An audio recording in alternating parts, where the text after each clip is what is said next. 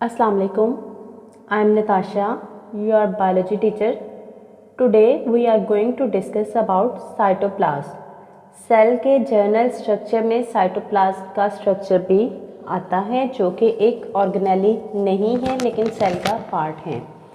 अगर सेल का जर्नल सा स्ट्रक्चर देखा जाए कि क्या स्ट्रक्चर होता है सेल का, तो हम देखते हैं कि सेल के बिल्कुल सेंटर में न्यूक्लियस पाया जाता है।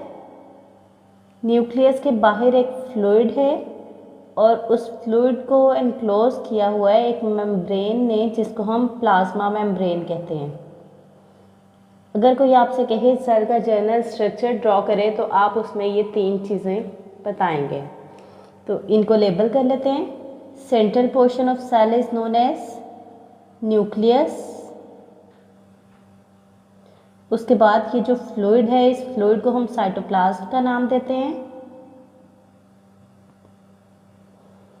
और ये मेम्ब्रेन जिसने साइटोप्लाज्म को कवर किया हुआ है, इस मेम्ब्रेन का नाम है plasma membrane.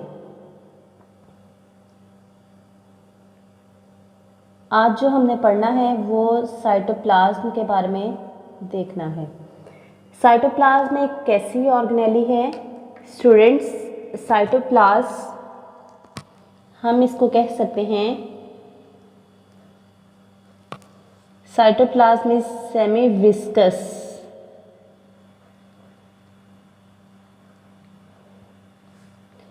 And semi transparent substance. 2 चीज़ें इसके बारे में याद करनी है, semi viscous and semi transparent substance. Semi viscous, viscosity कहते हैं गाढ़ेपन को। सेमी विस्कस मतलब ये इतना थिन लिक्विड नहीं है, थोड़ा सा थिक है। और ट्रांसपेरेंट जिसके आर पार हम देख सकते हैं। सेमी ट्रांसपेरेंट यानी कंप्लीटली ट्रांसपेरेंट ये नहीं है। प्रेजेंस इसकी कहाँ पे है, कहाँ ये पाया जाता है, तो वो आपको बखूबी इस डायग्राम में नज़र आ गया होगा। ये न्यूक्लियस है और ये प्लाज्मा मेम्ब्रेन है। न्यूक्लियस और प्लाज्मा मेम्ब्रेन के सेंटर में जो फ्लूइड है वो है साइटोप्लाज्म। तो स्टूडेंट्स हम ये कह सकते हैं इट इज़ प्रेजेंट। हर चीज़ की लोकेशन के बारे में हमने लाजमी बताना है। Between plasma membrane, plasma membrane को सेल मेम्ब्रेन और सेमी परमिएबल मेम्ब्रेन भी कहा जाता है।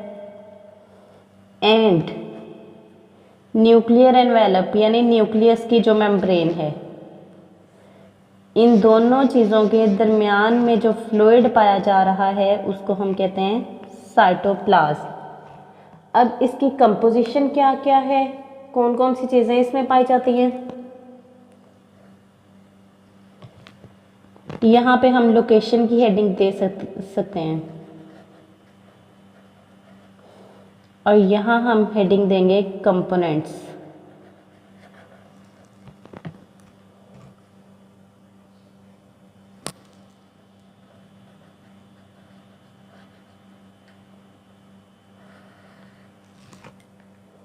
कौन कौन से इसके कंपोनेंट्स हैं, तो इसमें स्टूडेंट्स 3 चीज़ें आएंगी। सबसे मेन थिंग इसमें है वाटर। हम कहेंगे इट कंटेन्स वाटर। वाटर के अंदर कुछ चीज़ें डिज़ोल्व होती हैं। वो डिज़ोल्व चीज़ें जो हैं वो क्या क्या हैं? Organic molecules,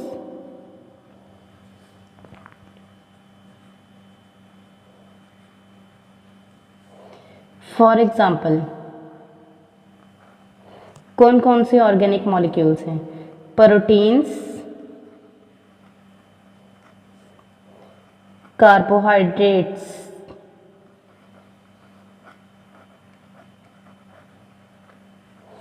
and as well as lipids.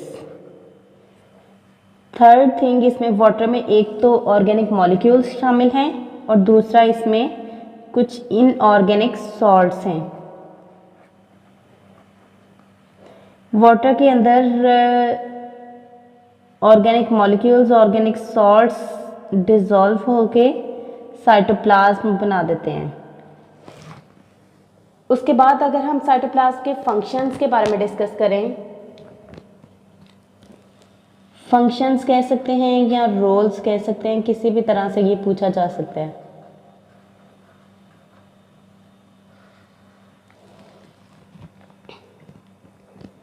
सबसे पहले क्योंकि जितनी भी ऑर्गेनेलिज हैं, सेल का स्ट्रक्चर दोबारा से अपने जहन में ले आए, न्यूक्लियस, सेल मेम्ब्रेन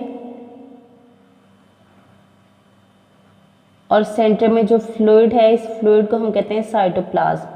जितनी भी ऑर्गेनेलिज हैं वो इस साइटोप्लाज्म में पाई जाती हैं। माइटोकॉन्ड्रिया है, राइबोसोम है, गोल्जी एपरेटस है, रफ एंडोप्लाज्मिक रेटिकुलम है, तमाम ऑर्गेनेलिज साइटोप्लाज्म के अंदर पाई जाएंगी।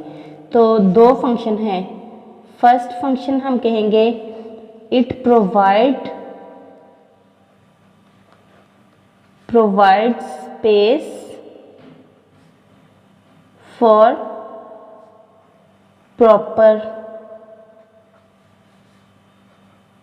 फंक्शनिंग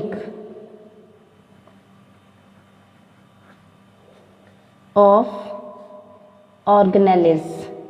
यानी ऑर्गेनेलिज साइटोप्लाज्म के अंदर है, जाहिर है वो अपना फंक्शन भी उसके अंदर ही करेंगी, तो उनको प्रॉपर फंक्शन करने के लिए साइटोप्लाज्म हेल्प करता है। दूसरा हम इसको कह सकते हैं act as a cytoplasm act as site for various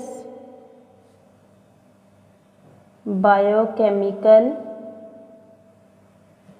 reaction.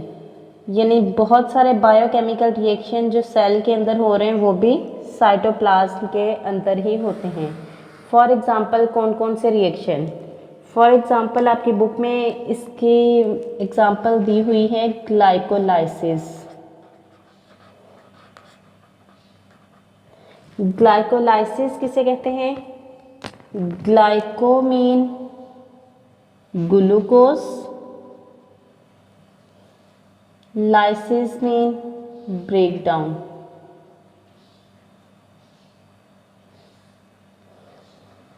तो students, glycolysis means breakdown of glucose. Glucose की ब्रेकडाउन कब होती है? ड्यूरिंग सेलुलर रेस्पिरेशन, सांस लेने के दौरान। किस तरह से ये ब्रेकडाउन होती है ये आपने पढ़ा हुआ है, और दोबारा से मैं आपको बता देती हूँ। जब हम सेलुलर रेस्पिरेशन करते हैं तो फूड की फॉर्म में हम ग्लूकोज इनटेक करते हैं। साथ में जब हम सांस लेते हैं तो उस दौरान ऑक्सीजन इनटेक करते हैं। ऑक्सीजन और ऑक्सीजन के प्रेजेंस में ग्लूकोज की ब्रेकडाउन होती है, तो कार्बन डाइऑक्साइड और वाटर मॉलिक्यूल बनते हैं और साथ में एनर्जी रिलीज होती है in the form of ATP, जो हमारी बॉडी में स्टोर कर ली जाती है। उम्मीद है आज के लेक्चर की आपको समझ आ गई होगी। अगर किसी का कोई क्वेश्चन हो तो आप कमेंट बॉक्स में मेंशन कर सकते हैं। Stay tune. अल्लाह हाफिज़।